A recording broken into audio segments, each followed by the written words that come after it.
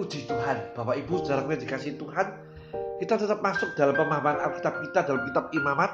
Hari ini kita masuk dalam kitab Imamat pasal 8 ayat ke-25 hingga 29. Saya akan bacakan dalam Alkitab saya terjemahan lama, ya, Imamat pasal 8 ayat ke-25 hingga 29.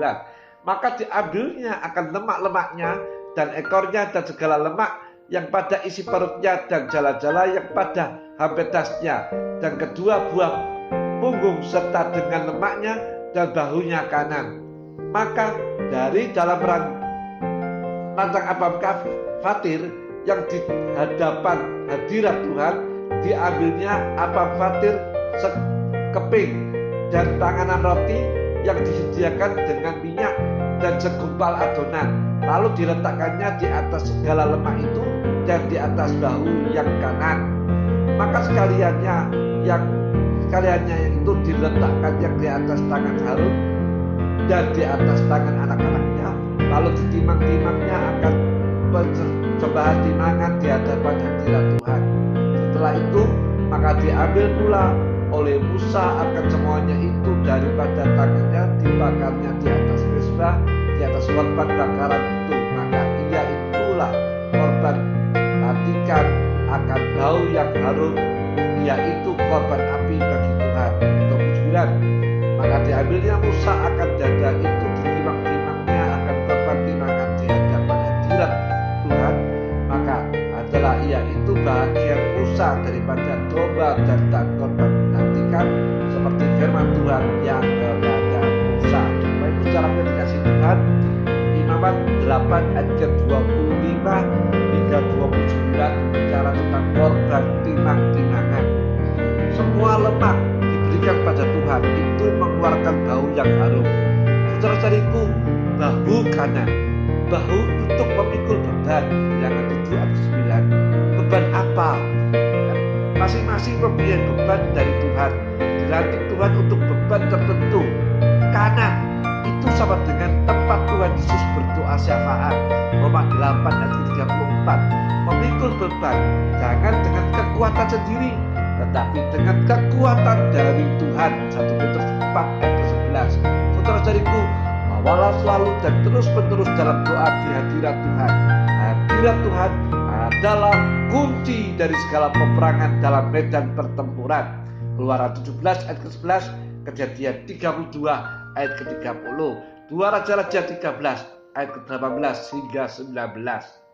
Saudara-saudariku, roti tanpa ragi, kue tanpa ragi, kue dengan minyak dan wafer diletakkan atas lemak-lemak dan bahu kanan untuk ditimang-timang.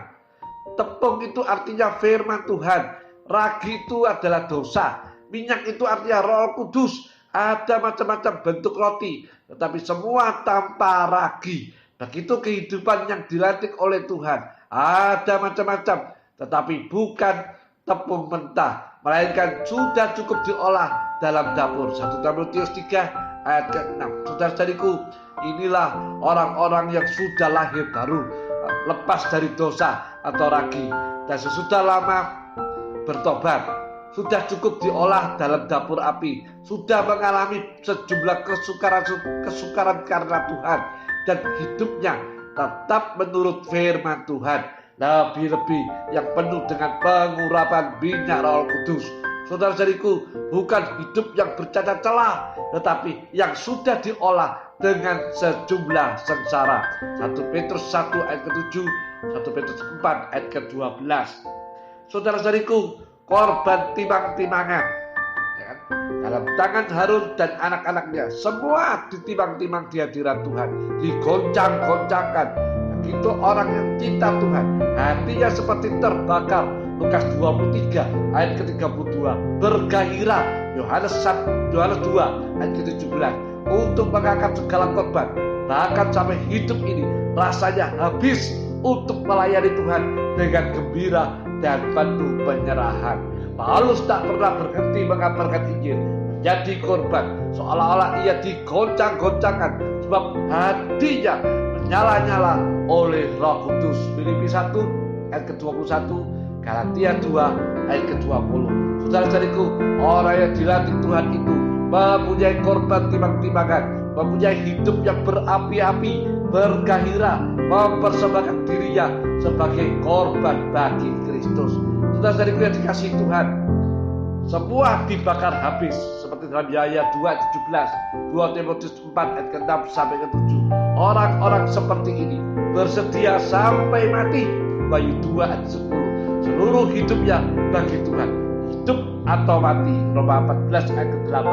Habis untuk Tuhan, habis. Roma 8 ayat 17 sampai 18. Saudara-saudariku, kita menerima kemuliaan yang kekal. Golgota bukannya habis total, tetapi habis untuk masuk dalam tingkat kemuliaan yang paling indah, menjadi sempurna seperti Dia. Bapak Ibu, saudara yang dikasihi Tuhan, dada korban timang-timang oleh Musa dan menjadi bagian Musa. Dada adalah tanda kasih. Yohanes 13 ayat 25, Yohanes 21 ayat 20. Orang yang cinta Tuhan itu bergelora hatinya, mengangkat korban timang-timangan kepada Tuhan. Kasih dan korban itu sejalan. Siapa yang sungguh-sungguh kasih akan Tuhan, itu akan memberi korban yang terbaik yang dapat diberikan pada Tuhan. Dan Tuhan tahu ini. Inilah bagian Musa dari korban pelantikan. Musa lah yang mengerjakan pelantikan terhadap Harun dan anak-anaknya. Tuhan mengenal hati Musa yang penuh kasih dan pengorbanan pada Tuhan. Segala sesuatu diserahkan Musa bagi Tuhan, baik kedudukannya, baik masa depannya, dan seluruh hidupnya bagi Tuhan. Ibrani 11 ayat ke-25 sampai 26. Bapak Ibu saudaraku yang dikasihi Tuhan, ingat lagu saya, selama hamba masih bernafas, hamba tetap jadi pekerjamu.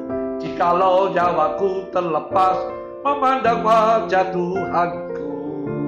Selama hamba masih bernafas, hamba tetap jadi pekerjamu. Jikalau nyawaku terlepas, memandang wajah Tuhanku. Sampai besok lagi kita akan berjumpa kembali dalam pemahaman Alkitab kita. Tuhan Yesus memberkati.